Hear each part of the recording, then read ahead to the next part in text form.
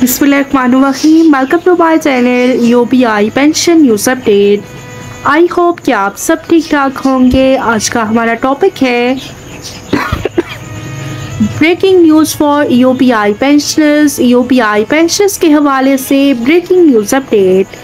Topic के जाने बढ़ने से पहले आपसे रिक्वेस्ट करते हैं, अगर आप चैनल पर नए हैं तो चैनल को सब्सक्राइब कर लें ताकि सरकारी मुलाजमीन और पेंशनर्स के हवाले से आने वाली हर न्यूज़ अपडेट से आपको बाखबर रखा जा सके। तो बढ़ते हैं आज के टॉपिक के जानिब। यूपीआई पेंशनर्स के हवाले से ब्रेकिंग न्यूज़ अपडेट आपके साथ शेयर करते हैं।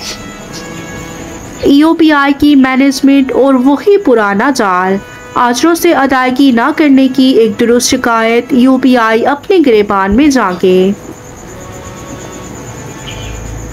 आज दहाइयों से मुकम्मल कंट्रीब्यूशन जमा करवा रहे हैं और पिछले 10 सालों में करोड़ों रुपए की अदायगी कर चुके हैं और बकाया जात भी हैं, मगर पेंशनर्स को पेंशन फार्मूले के मुताबिक पेंशन अदा नहीं की जा रही और पेंशनर्स 10-10 साल से धक्के खा रहे हैं और कभी कोई हीला कभी कोई बहाना और बेपनाह मैनेजमेंट निज़ाम का जनाजा निकल चुका है, लेकिन कोई पुरसाने हाल नहीं।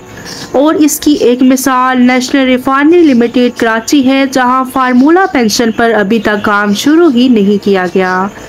और ऐसे हालात में मज़ीद आजिर यूपीआई के उन मगरमच्छों को अपने पैसे क्यों देंगे, जबकि उनके मुलाजमीन पेंशनर्स को धक्के ही खाने हैं और यूपीआई ने उन्हें पेंशन अदा ही करनी है, तो बेहतर है कोई और रास्ता देखा जाए।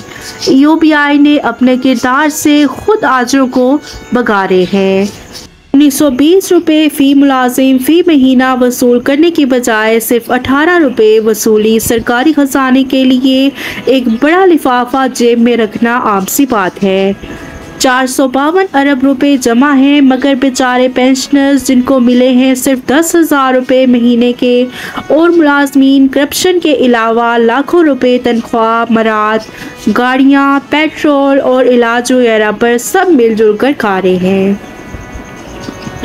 तो ये थी यूपीआई पेंशनर्स के हवाले से ब्रेकिंग न्यूज़ अपडेट जो कि आपके साथ शेयर की गई।